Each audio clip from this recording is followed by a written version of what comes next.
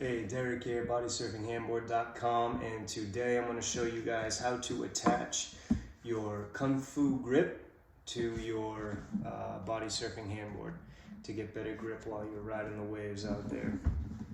So to begin, first I'll go over a list of items that you need to complete this installation successfully. First, obviously you need your handboard, your Slyde handboard. Next, you need your Kung Fu grip, which you can pick up on the Slyde Handboard website, or I think on Amazon you can grab this too. You also need a flathead screwdriver or a Phillips head to remove the hand strap screws. Next, you need a wax remover in case there's some wax on the surface of your board. You need some denatured alcohol and a rag. I'm going to use rubbing alcohol because it's actually a pretty decent cleaning agent, and a paper towel to wipe clean the surface of my board. And then also I'm going to use some chalk to trace the outline of my Kung Fu grip onto my handboard so I can easily place it, or easily use that outline as a guide to place the grip directly into the center of the board. Okay, so that's what you need, and let's get started. So first, I'll remove the hand strap screws from the board. All right, so you're just gonna hold back the flap over here, right there, while you unscrew the screw here.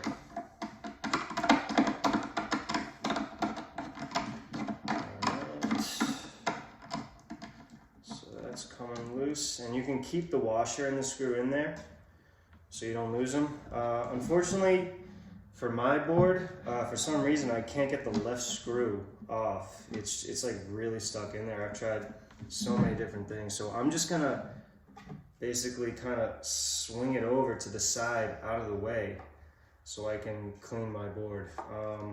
You can do this too if this happens to you. Maybe it's just like a defect or something. I can't get that screw out, so it's stuck in there pretty good, unfortunately.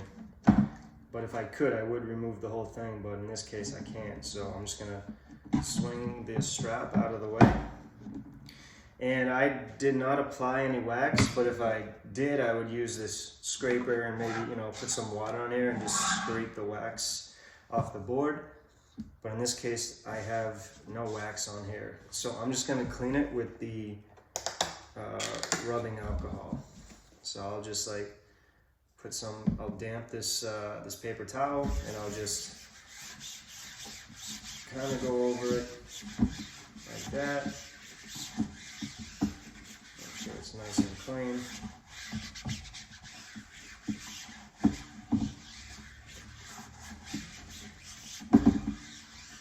And you can see, yeah, it's looking pretty good. You can see like the reflection of the light, and you'll like want to do this at different angles to see if there's like any remaining wax or dust or whatever that you might have to get off. All right, so I'll let that dry for a little bit real quick, and then so after I clean the board, I'm gonna place the grip down right where I want it, directly in the middle of the board. So to align this, I'll basically use, see the indents here? See the indents right there? I'll align those with the screw holes on the handboard here, right there. So basically, the screw holes will still be visible, right?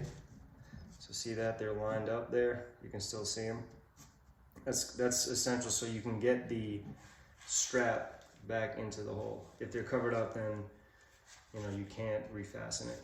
So I'll make sure it's lined up with the screw holes, and I'll make sure the nose of the Kung Fu grip lines up with the nose of the handboard. And that should place it like directly in the middle of the board so your hand can rest comfortably and not be lopsided on one side. All right, so this handle, because this strap is still attached, it may give you like a little bit of an issue, but you can slide it underneath and then make sure it's right in the middle. So like that looks pretty good right there. So once you get it lined up in the middle, you'll want to trace it with the chalk. So I'll take a chalk, and then I'll just start at the nose, go down around the indent, and then the same thing on the other side. I start at the nose, go down around the indent, and then I'll just continue tracing all the way around while you hold it down with your other hand. I'll do the same thing. All right. So now you'll see that I have an outline, all right, as like my visual here of where to place it. Okay, so I'll be placing it right over that.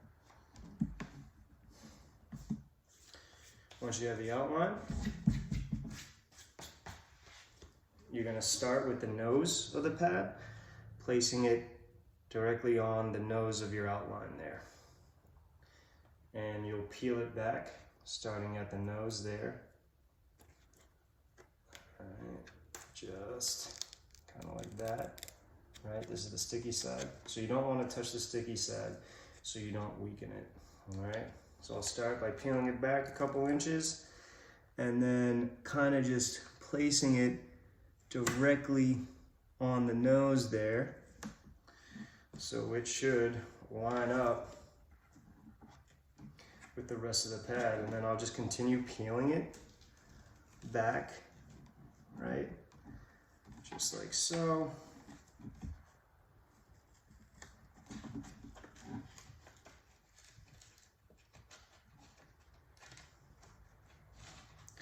And here's going to be a little tricky because I kind of have to slide it underneath this, so that might be a little tough because of this hand. Because of the hand is still attached, this hand strap is still attached, so that might make it a little tricky. But I'm actually able to do it. All right, so that's down. I'm just going to continue peeling the paper. Okay. Just peel it back like that.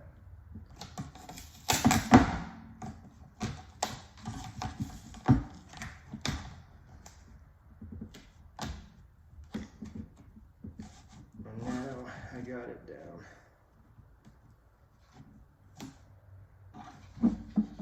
So you see, it's lined up with the tracing. And then you want to push down, and then you can use strokes out to the side to remove like any air bubbles or whatnot.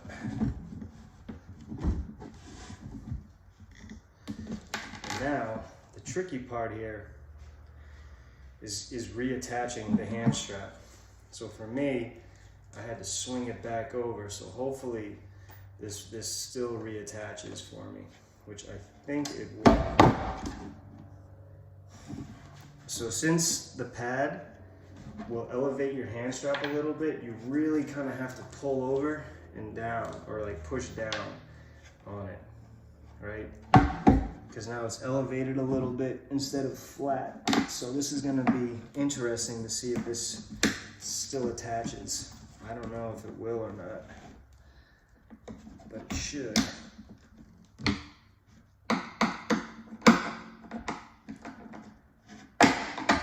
So you kind of have to push it down, and it does. It's a little tricky, but there we go. And now it's reattached. Remember, you do have to kind of stretch it over, or stretch it on either side. So you kind of have to pull it, stretch it, and then push it down so it's flush up against the deck of your board, so you're able to screw it in successfully. All right. Because because otherwise it's going to be difficult to do if you don't put a little bit of elbow grease into it. Okay, so there it is. All right, it's a good fit, it feels good. And then the last thing we got to do is just wipe away the chalk marks. So you can do that with just a wet paper towel. All right, so I'll just wet this under the faucet real quick. All right, so it's just a wet paper towel, the same one I use with the rubbing alcohol, and then all I'll do is just wipe away the chalk marks. See, just like that, easily, right? Super easy if you use chalk. You can use pencil too, but it might be more difficult to see on a darker surface. And then, but if you do use a pencil, you just have to erase it after. All right, see, just like that. Chalk easily washes away. See that? See how clean it's coming out? Get that out the way.